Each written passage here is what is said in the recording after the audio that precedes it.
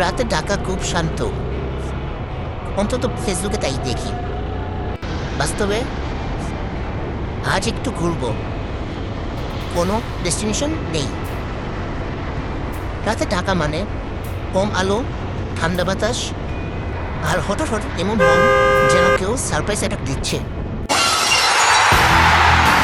এই বছর ঢাকাটা বেশ ঠান্ডা, এত ঠান্ডা যেন মনে হয় আমরা বেড়াতে পারছি না। শহরটা নিজে এসি চালু করেছে। বাইক চালাতে হেলমেটের ভিতর নিঃশ্বাসটা ধোয়ার মতো লাগে। গ্লাভস না থাকলে হাত জমে যায়।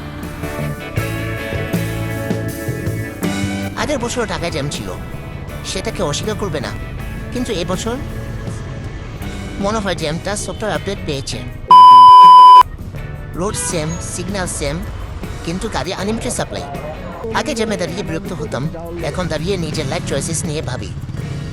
ঢাকায় খুব কম জায়গা আছে যেখানে সবাই সমান। ট্রেনের সিগন্যাল, তার মধ্যে একটা। এখানে বাইক পাবলিক কার, বাস, সবাই দাঁড়িয়ে ভাবে এই ট্রেনটা কি ঢাকা ট্যুরে বের হয়েছে। এই কয়েক মিনিটে ঢাকাটা আমাদের শেখায় হারি করলে কিছু আসে না, ট্রেন গেলেই যাবে। ঢাকায় টাকা দিয়ে আছে ইলেকট্রিক শব্দ করে, কিন্তু কনফিডেন্স একদম টেস্টা লেভেল। Pramanda. লেন ফলো করে না, সিগন্যাল মানে না, তবু এমনভাবে চলে যেন সব কিছু প্ল্যান। আমরা মজা করে বলি বাংলা টেসলা। এই গাড়ির সবচেয়ে বড় ফিচার ফিয়ারলেস ড্রাইভিং মোড। সামনে যাই থাকুক, অটো যাবে।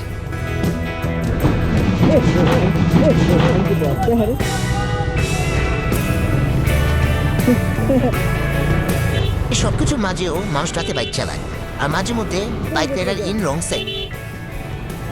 बहन चो सारे मिलके हमको पागल बना रहे मादर चोत के बच्चे। রাতে ঢাকা পারফেক্ট না, শীতে ঠান্ডা বেশি, জ্যাম বেশি, আর কিছু গাড়ি সাইন্স মানে না, কিন্তু বোরিংও না। যদি মন ভারী লাগে একটু বের হও, ধীরে চালাও আর সাবধানে চালাও, আর ভূত দেখলে পালাও।